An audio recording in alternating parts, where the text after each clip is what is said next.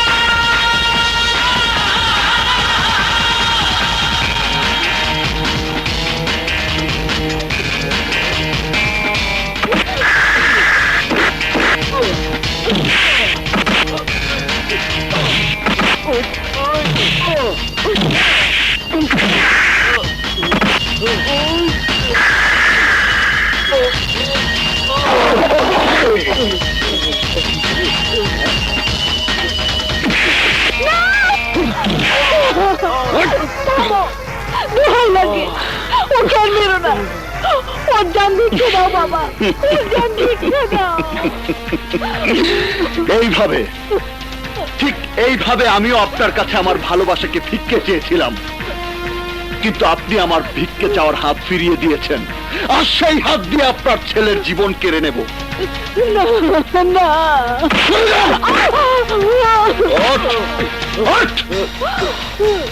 আমাকে তুই পরোয়া করিস না।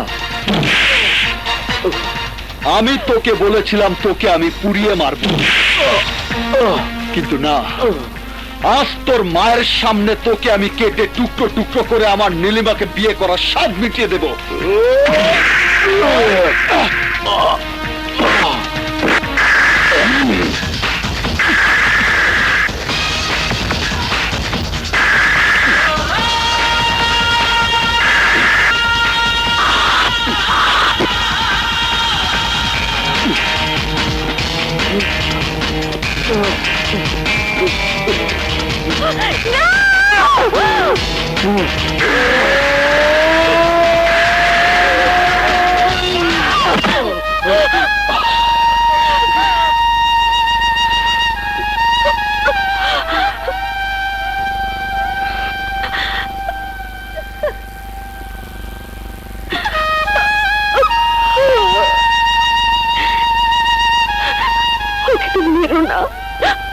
আমি জীবন ভিক্ষা চেয়েছি, দয়া করে ওর জীবন ভিক্ষা দাও প্লিজ,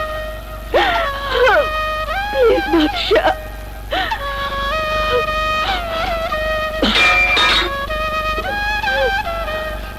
12টি বছর যে তোমাকে ভালোবেসেছে তার জীবন তুমি কেড়ে নিতে চেয়েছো, অথচ 12 দিনের পরিচয় যার সাথে তার জীবন বাঁচাতে আমার কাছে হাত জোর করে ভিক্ষে চাইছো। দিলাম দিলাম যে তোমাকে ভালোবাসা দিয়ে বুকে জড়িয়ে ধরেছিল, সেই হাত তোর জান ভিক্ষা চেয়েছে বলে তোকে আজ বাঁচিয়ে রাখলাম।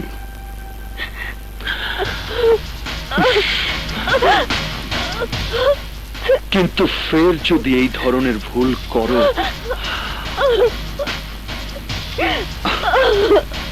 ক্ষমা করব না।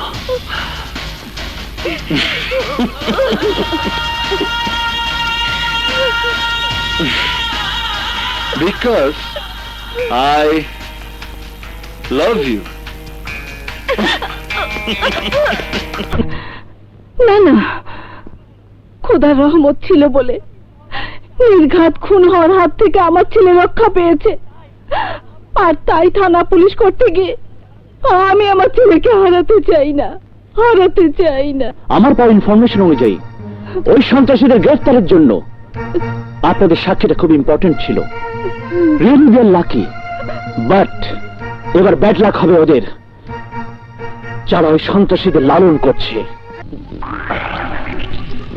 জাফর শেখের ফাবরে যে পড়ে তাকে দাফন কাফন ছাড়াই যেতে হয় কবরে, কিন্তু আমাদের ধান্দাবাজির সব পথ আন্ধা করে দিয়ে ওই ছ্যাঁকা খাওয়া বাদশা প্রেমিক যে ফাপড়ের কাজ শুরু করেছে, তাতে আমাদের সবাইকে যেতে হবে কবরে।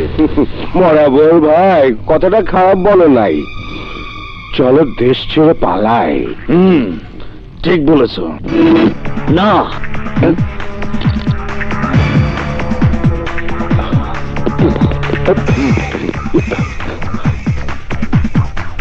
সেই পথ বন্ধ।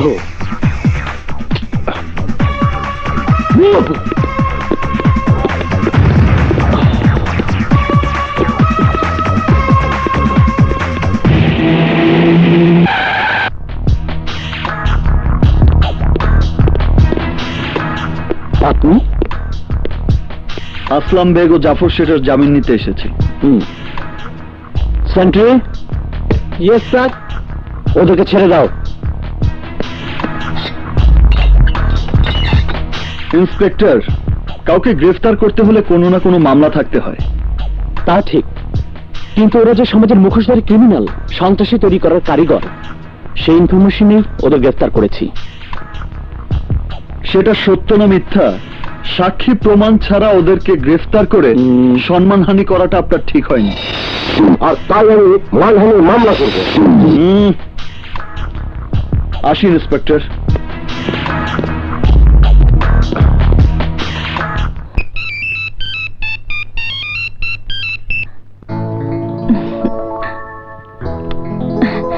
হ্যালো জান, কি খবর?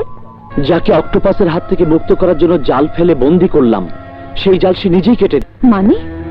তোমার ভাইয়া ওদেরকে জামিনে ছাড়িয়ে নিয়ে গেছেন। ভাইয়া? হ্যাঁ, এখন উপযুক্ত সাক্ষী প্রমাণ ছাড়া ওদেরকে গ্রেফতার করা সম্ভব নয়। সম্ভবের পথ একটাই, আর তা হচ্ছে সেই সিঙ্গার আর মডেল কন্যা নীলিমা রহমান। সরি ইন্সপেক্টর সাহেব, আপনাকে কেউ ভুল ইনফরমেশন দিয়েছে। আমি বলে বাচ্চা সরকারি সাক্ষী হবে কেন? এর জন্য যে তোমার বলাতেই ও জীবনে প্রথম কারো গায়ে হাত তোলার সাহস পেয়েছে, অন্যায়ের পথে পা দিয়েছে। তুমি চেয়েছো বলনি, ও মানুষ খুন করেছে, আইন নিজের হাতে তুলে নিয়েছে। তাহলে তুমি চাইলে ও কি একবার সরকারি সাক্ষী হতে পারবে না? তার মানে তুমি বলতে চাচ্ছ বাদশা সন্ত্রাসী হওয়ার জন্য আমি দায়ী?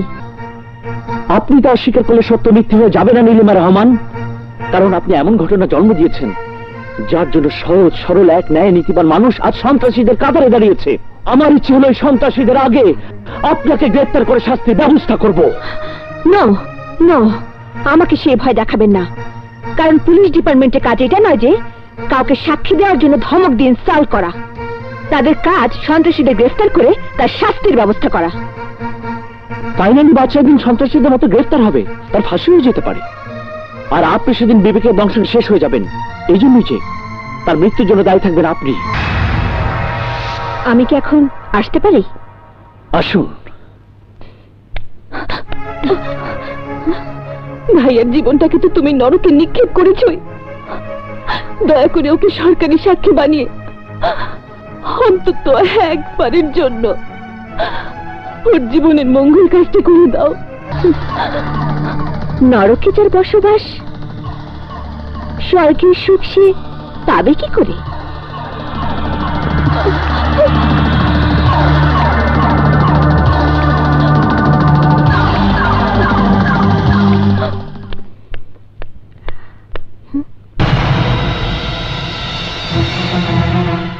বাবা, এসব কি? বিয়ের শাড়ি গহনা। কার বিয়ে? কে দিয়ে গেছে? বাদশার বাদশার বাদশার বাদশার বাদশার বাদশার বাদশার। ধৈর্যের সীমা শেষ হয়ে গেছে বাবা, এবার আমি ওকে পুলিশের হাতে ধরিয়ে দেব, শেষ করে দেব জুলুম অত্যাচার। বোকার মতো কথা বলিস না, আজ পর্যন্ত পুলিশ ওকে গ্রেফতার করতে পারেনি, পারার মতো কোনো সাক্ষী প্রমাণও রাখেনি। তোর সাথে ও যা করছে আইনের কাছে এটা সম্পূর্ণ তোদের দুজনের ব্যক্তিগত সমস্যা, যা সমাধান তোর নিজেকে করতে হবে। কি করব, কিভাবে করব? ও আমার জীবনের একটা অভিশাপ, আর পুলিশ ভাবছে সেই অভিশপ্ত জীবনের জন্য আমি দায়ী। কথাটা মিথ্যে নয়। চুপ করো। আমি চুপ থাকলেও ও থাকবে না। ও এগুলো দিয়ে বলে গেছে আগামী শুক্রবার তোর সাথে ওর বিয়ে হবে। বিয়ে?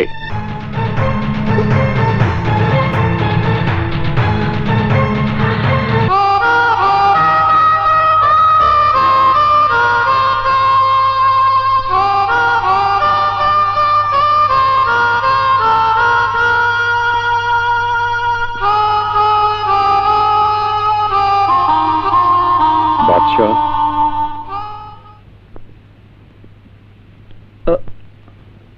আপনি?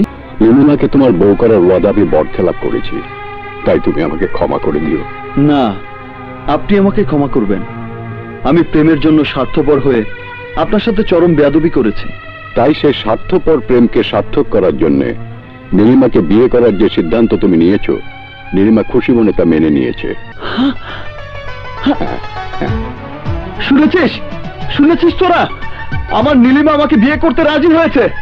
বাদশাহ, নীলিমা চায় বধূ হয়ে তোমার সামনে আসার আগে ভুল বোঝাবুঝির অবসান ঘটাতে, আর তাই আজ বিকেলে হিমছড়িতে সে তোমার অপেক্ষায় থাকবে।